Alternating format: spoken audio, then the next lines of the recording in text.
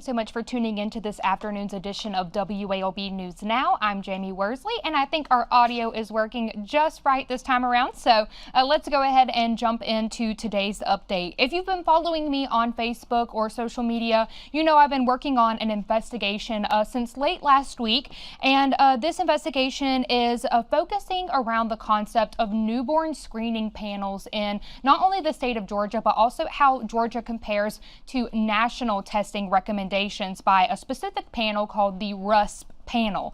If you're going to tune into our newscast later this afternoon, you'll be able to watch not only a national package put together by our Gray Investigates TV team, but you'll also be able to see a story that I've put together about a local family who actually challenged the Georgia newborn screening panel to have their child's condition added to the state testing panel. I want to start by looking at a longer version of the national story that you will be watching today. Again, that's at 5 p.m. on WALB News 10.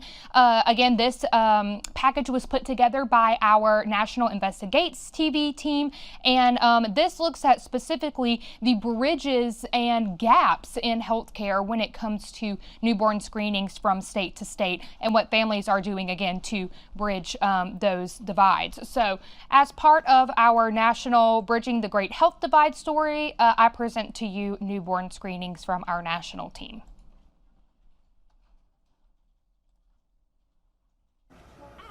It starts with a pinprick on the heel of a tiny baby just hours old.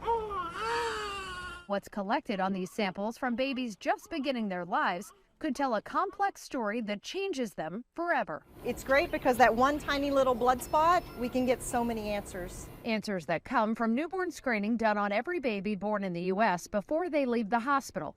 The tests look for certain conditions that might not be obvious at birth, but may have devastating or deadly consequences. It's absolutely critical that every baby is screened.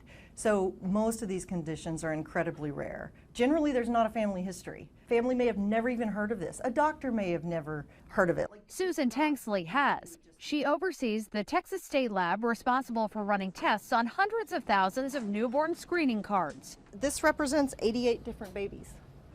Babies whose cards are punched and run through what feels like an assembly line of old and new school testing techniques and equipment.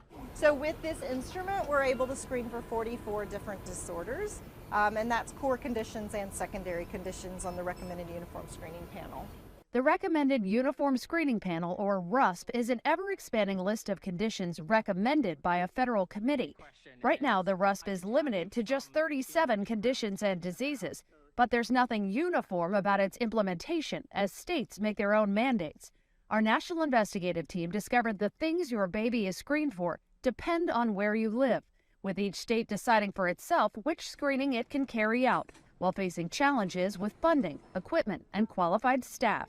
I can tell you that any newborn screening program is doing the absolute best that they can with the resources that they have and under the constraints that they have. Those constraints create disparities, and from state to state, they could mean the difference between life and death. Your life shouldn't be dictated by the zip code you live in. In many places, it is. And the loss of Elisa Seeger's son set her on a mission to change that. I don't want another mother to be me, and I don't want another child to suffer the way he suffered, because I can't really explain how bad that suffering was. Aiden Seeger seemed like a happy, healthy 6-year-old. It was problems with his vision that led to a diagnosis of adrenoleukodystrophy, or ALD. The disease, which impacts the brain and nervous system, first took Aiden's sight, then his ability to function, and eventually his life just a year later. I said, why are we not testing for this condition? Because if we would have known at birth, he could have been monitored and treated before it was too late for him. ALD testing eventually came first in New York, where the Seegers live, after Elisa lobbied at the state level to have the condition added to their screening panel in 2013. Then in 2016, she successfully helped make the case to get ALD on the RUSP. But more than 7 years later, only 35 states and D.C. include it in their newborn screening, even though it can be fatal, as it was with Aiden. They're already taking those blood spots from the baby's heel, so this is something additional at the lab level. And it's just mind-boggling to me why this is such a difficult battle. It's a war to save children that's being fought state by state, with borders often creating a dividing line that can be deadly. We spent months comparing data from the U.S. Health Resources and Services Administration, or HRSA, which tracks screening. We found there isn't a single state in the U.S. testing for all 37 conditions on the RUSP. The things that are on the list now, I cannot come up with a health-based reason for them not to be uniformly screened in all 50 states and however many territories. It's a failure to not have them screened. It's another failure of our healthcare non-system. Strong words from Dr. Ned Kalaj, the man leading the committee that approves recommendations to the RUSP before they're given final approval by the health secretary. He says his highest priority after becoming chair last year was to try and get every state to implement testing for conditions already on the RUSP. You can have two states that are just, one line apart on the map and have very different screening lists. Lists that ultimately make a major difference when it comes to newborn testing, potentially turning little lives that are just beginning on their heel, all because of where they were born. And again, that was our national investigative team reporting there. Now, I looked into the tests specifically here in the state of Georgia and what tests are and are not done compared to which tests are recommended by RUSP, which is that national panel we were just talking about. Now, again, the R in RUSP stands for recommendation. This is not something that's required by states. States have their own criteria to mandate which tests are going to be performed here. In the state of Georgia, 37 tests are currently on the newborn screening panel. Those are 37 different conditions. And of those 37 conditions, 35 are RUSP recommended, meaning that there's still 2 tests recommended by RUSP, but that Georgia is not participating in right now. However, Georgia does have a couple additional tests that are not recommended by RUSP and not recommended by other states on our screening panel right now, and one of those is called Krabbe A disease.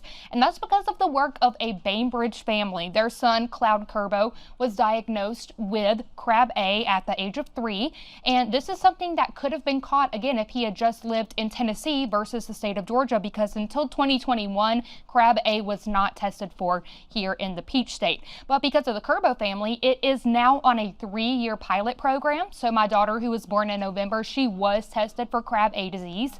At the end of the pilot program, the panel for Georgia, specifically the Georgia Newborn Screening Panel, will look at either making changes and deciding to permanently add it to the testing panel or not. Now, as they've done this work in Georgia, the Krabbe family is also hoping that Krabbe A disease will also be added to the RUSP screening panel recommendation so that other states might have the chance of adding it to their testing programs as well. I recently spoke with the Krabbe family in Bainbridge, and here's a little bit about what they have to say as far as the updates on the national panel, RUSP, recognizing Krabbe A disease as a recommendation. Unfortunately, the national committee ended up in a tie, 7-7, and they said since it was a tie that Krabbe A disease will not be added to the federal panel. I see where someone would say, hey, maybe we need to stop and hold off. It's just so rare, but it doesn't matter. It's a child's life. So what's the problem? They don't have the resources, or it's too expensive? What's the issue? The Krabbe say that the panel used reasons like costs or the chance of false positives to deny the addition. But the family still has hope that the clinical trials and national recommendations from RUSP are not too far off. So I think that there is definitely still some hope there. And so, like I said in this particular excerpt from my investigation, they recently, RUSP, the national panel there, heard arguments on February 9th to add Krabbe A disease to their testing panel, and it was denied. They say they need time to do more research. They say things like false positives and the costs of the test could be barriers that states would have to overcome were they to add this to the RUSP panel. But fortunately, people in the Krabbe A community and rare disease community are not giving up. when it comes to presenting this to the RUSP panel and getting Krabbe A added as a testing recommendation by that national committee.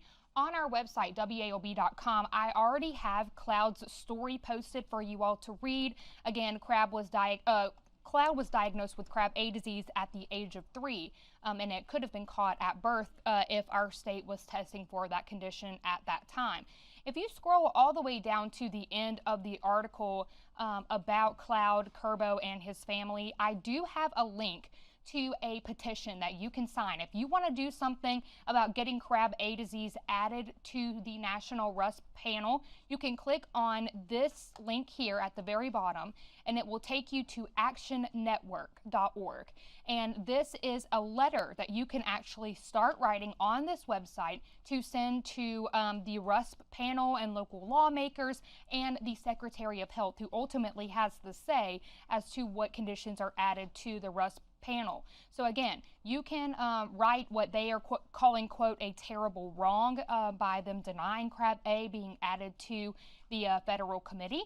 And so again, this was recently denied February 9th, and it can only go before the panel every 10 years. So because this just happened, it wouldn't be something that could be brought up again for a little while. So definitely something, if you want to see an immediate change, you can sign that petition in hopes that the Secretary of Health will reverse that tie and decision not to add Krabbe A to the RUSP panel. Well, again, everyone, my investigation airs tonight at 6 o'clock on WALB News 10. You can watch a shorter version of the story we just watched, which was the National Investigates TV team on the national screening panel and the recommendations and the bridges and gaps in healthcare there. On WALB at 5, but my local investigation from Bainbridge will air at 6 o'clock tonight. With that, that's this afternoon's edition of WALB News Now. Thanks so much for watching. Again, make sure you visit our website, and if you feel led to do so, sign that petition for the Krabbe family and other families who are on the Krabbe A journey. We will see you here in just a few minutes for the 4 o'clock newscast.